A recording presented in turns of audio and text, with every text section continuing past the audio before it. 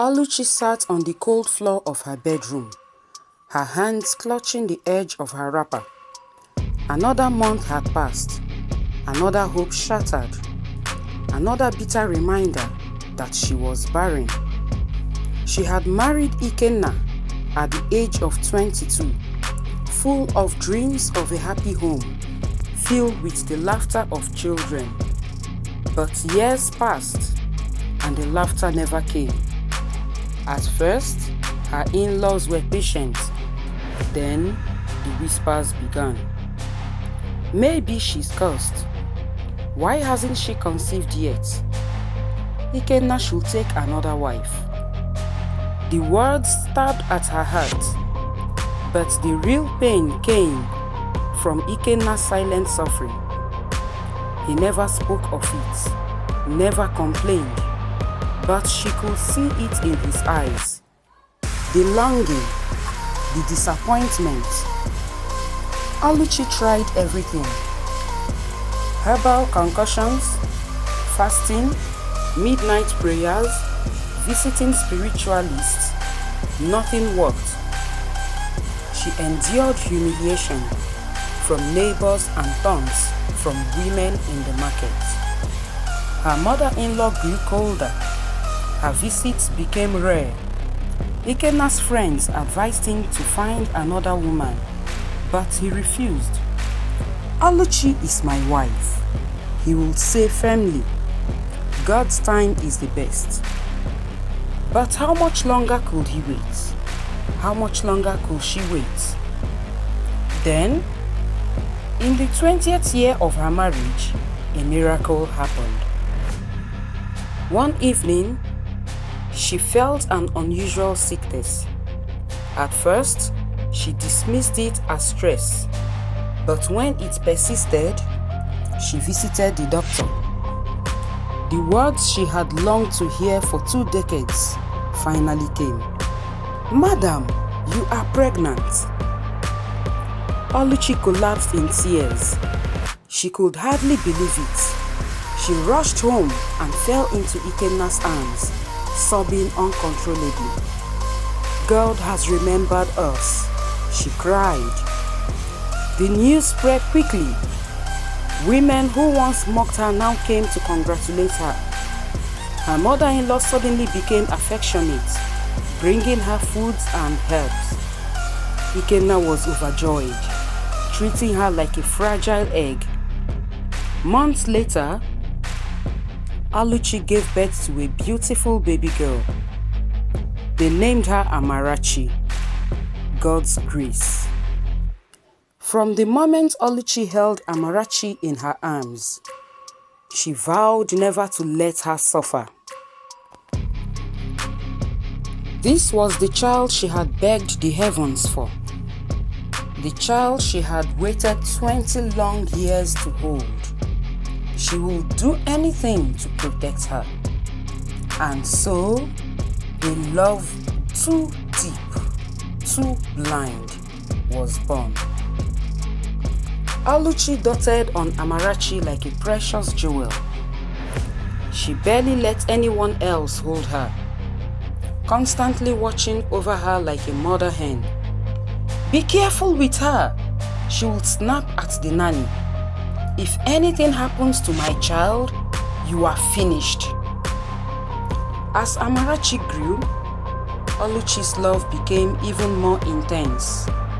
If the child cried, she would abandon whatever she was doing to comfort her. She refused to let her play outside with other children, afraid she might get hurt. At 3, Amarachi threw a tantrum at a family gathering because her cousin wouldn't give her a toy. When Chijioke told her to share, she screamed, kicked, and threw the toy into a bowl of soup. The guests laughed awkwardly, but her grandmother was displeased. "Oluchi, she must learn manners," she said sternly. "She's just a baby," Oluchi argued, scooping Amarachi into her arms and kissing her forehead. At school, Amarachi's attitude wasn't. When a teacher scolded her for talking during a lesson, Amarachi boldly said, "My mommy said no one should shout at me." The teacher gave her a warning, but the next day, Oluchi stormed into the principal's office. "How dare you scold my child?" She fumed. "She is special, and I won't let you traumatize her." "But madam, she was disrupting the class." "I don't care. If my child tells me she was shouted at again, you will regret it." At home, Amarachi had no limits. At 6, she slapped a housemaid for refusing to carry her bag. The girl yelped, but before she could react, Oluchi rushed in.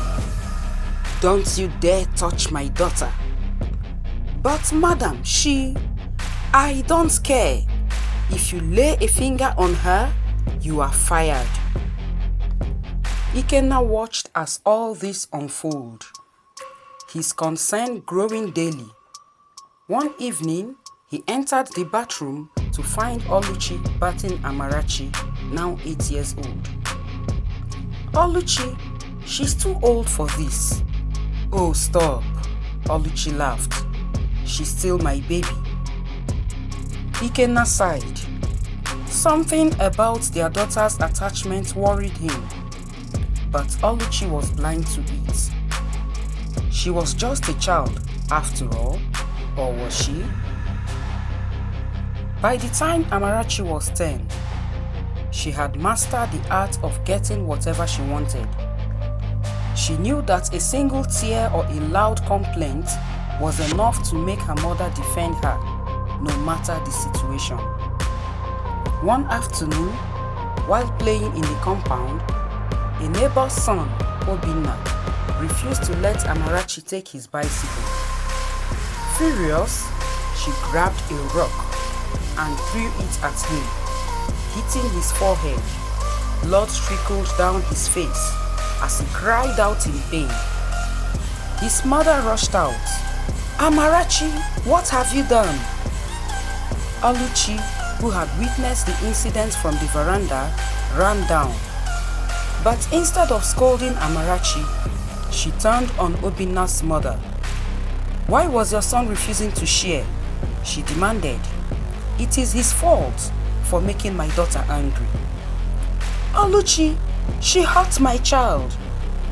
And you want me to punish her for defending herself? That will never happen." She took Amarachi inside, cleaned her hands, and gave her a plate of jollof rice, as if nothing had happened. Meanwhile, Obinna was rushed to the hospital for stitches. At school, Amarachi's behavior wasn't. One day, her teacher, Mrs. Okafor, caught her pulling another girl's hair. "Amarachi, stop that at once." Amarachi folded her arms. "I don't want to." "You don't talk to me like that, young lady. Come here." Before Mrs. Okafor could take her to the principal, Amarachi kicked her desk and ran out of the class. The school sent for Oluchi. "Madam, we need to talk about your daughter's behavior." Oluchi leaned back, unimpressed. "What has my daughter done now?" "She is rude to teachers and bullies other students. If we don't correct her now, it will get worse." Oluchi scoffed. "She's just outspoken. You teachers like to exaggerate things." "Madam, discipline is important. Don't lecture me on how to raise my child." Oluchi snapped. "If you touch her, I will report you to the school board." The teachers gave up. Amarachi continued her reign of terror unchallenged. Ikenna watched his daughter's arrogance grow, his frustration mounting. "Oluchi, we need to do something before it's too late."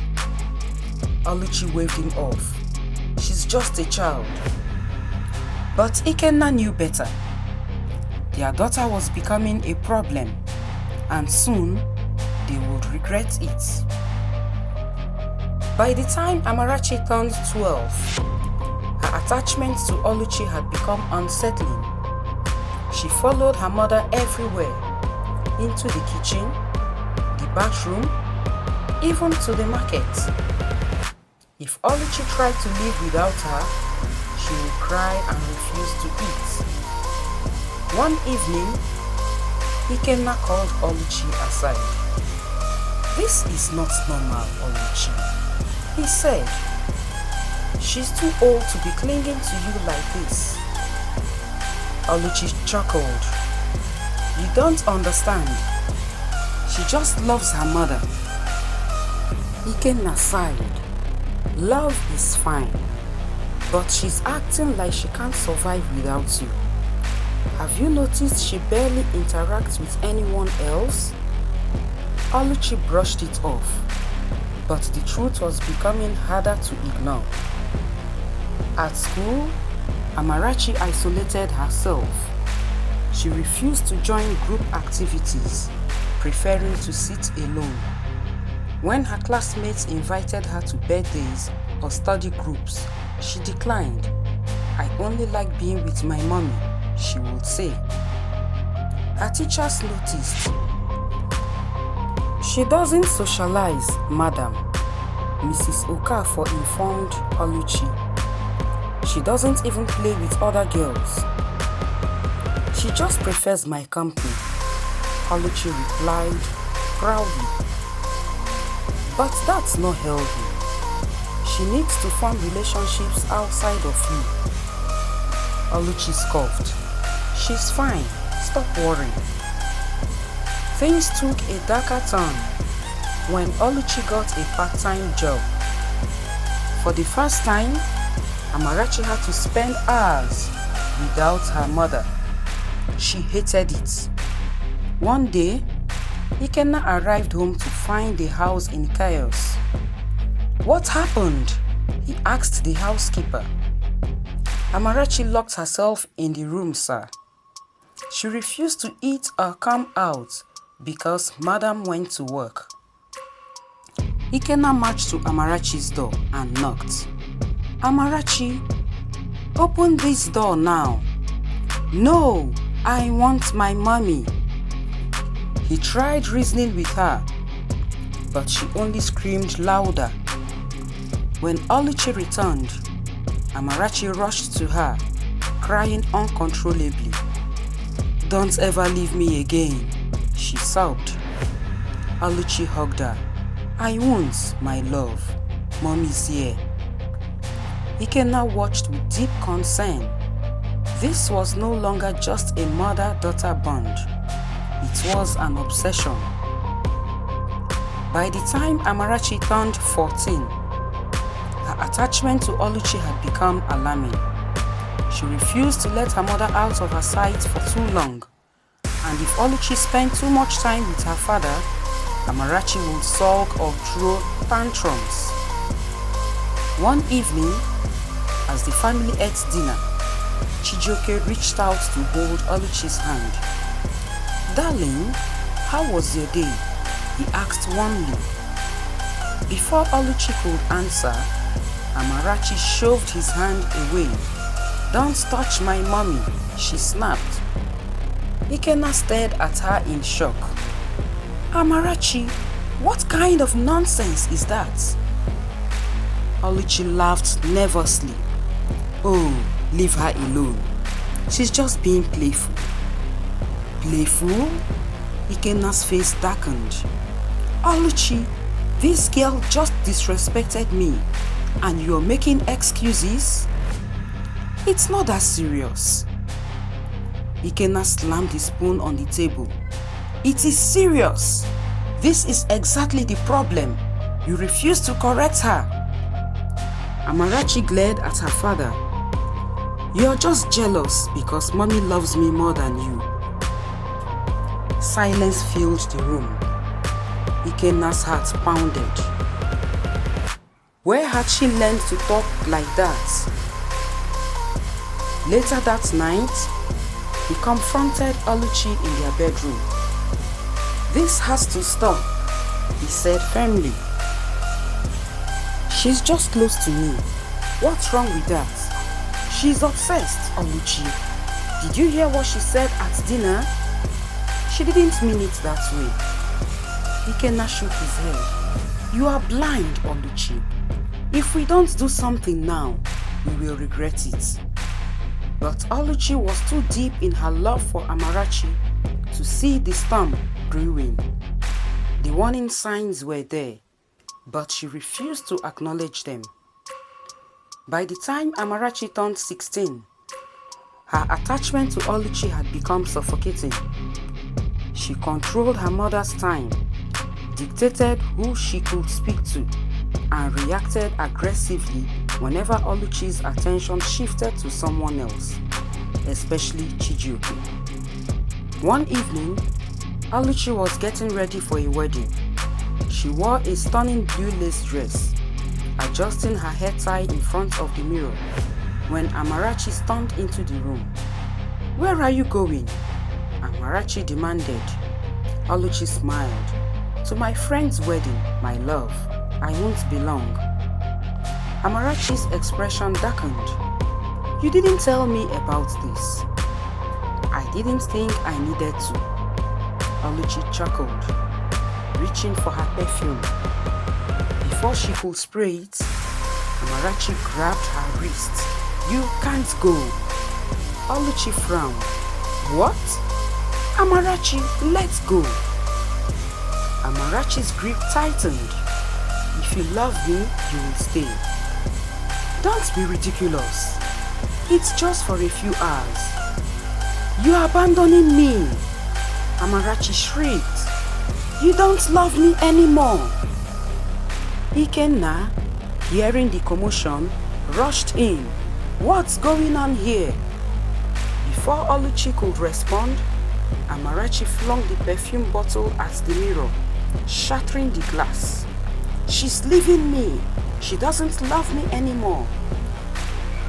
What are your thoughts about this story? Please write it in the comment section. Do not forget to subscribe, like, and share. See you for the completion of this story in part 2. Thank you.